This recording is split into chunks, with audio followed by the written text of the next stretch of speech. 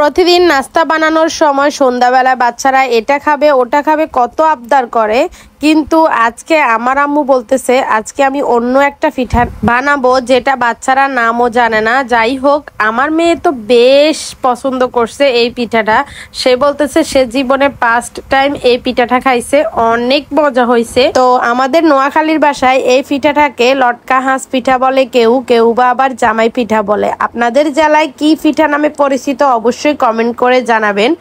আর হ্যাঁ, আম্মু বলতেছিল তোমার মেয়ের যেহেতু এই পিঠাটা অনেক পছন্দ হয়েছে তাহলে তুমি এটা শিখে রাখো, কারণ আমি তো সবসময় থাকবো না। তো আমি এই কথাটা শুনে অনেক বেশি ইমোশনাল হয়ে গেলাম। আসলে মা না থাকলে পুরো পৃথিবীটা কেমন শূন্য শূন্য লাগে। যাই হোক, আসসালামু আলাইকুম এভরিওয়ান, কেমন আছেন সবাই? আশা করি অনেক বেশি ভালো আছেন। পিঠাটা তৈরি করার জন্য প্রথমে আম্মু বলতেছে চাউলের গুঁড়ো দিয়ে নাকি এভাবে হবে না, চাউলের গুঁড়োকে আবার চেলে নিতে হবে। একটা ওন্না নিয়েছি, ওন্নার সাহায্যে চাউলের গুঁড়োগুলোকে চেলে নিয়েছি। তারপরে প্রায় 6 থেকে 7টা ডিম দিয়েছি, কারণ এই পিঠাতে সবচাইতে ইম্পর্টেন্ট হচ্ছে ডিম। ডিম যত বেশি দিবেন তত বেশি পিঠা টেক্সচারটা ভালো আসবে। আর পরিমাণ মতো চিনি দিবেন, যে যতটুকু মিষ্টি খান ওই হিসাব করে। আর পরিমাণ মতো লবণ দিয়েছি। তারপরে শুধুমাত্র চাউলের গুঁড়ো দিয়ে এই পিঠাটা তৈরি করা হবে। কোনো রকমে এখানে ময়দা বা সুজি কোনো কিছু অ্যাড করতে হবে না। এই পিঠার আঠাটা তৈরি করতে একটু সাবধানেই তৈরি করতে হয়। বারবার পানি দিয়ে বারবার গুঁড়ি দিয়ে হাতের সাহায্যে মেখে নিতে হয়।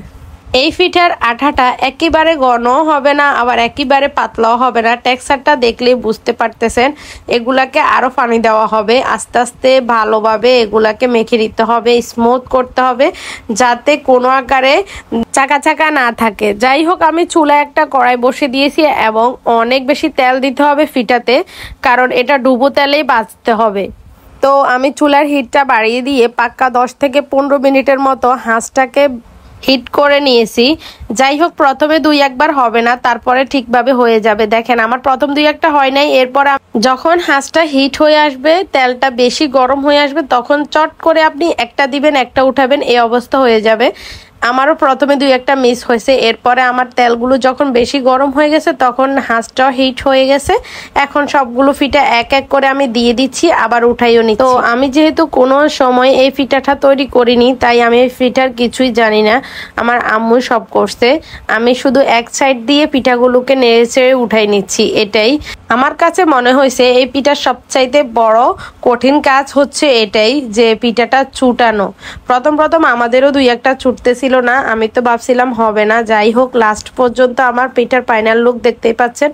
আর হ্যাঁ, লাস্টে যখন আপনার হাঁসটা আর পিঠার আঠার মধ্যে চুবাতে পারবেন না, তখন আমাদের মতো বুরিন্দা তৈরি করে নেবেন। আজকে একটা পিঠা আপনাদেরকে ভেঙে আমি শেয়ার করব কতটা মুচমুচে হয়েছে। আজকে ভিডিওটা এই পর্যন্তই। আল্লাহ হাফেজ।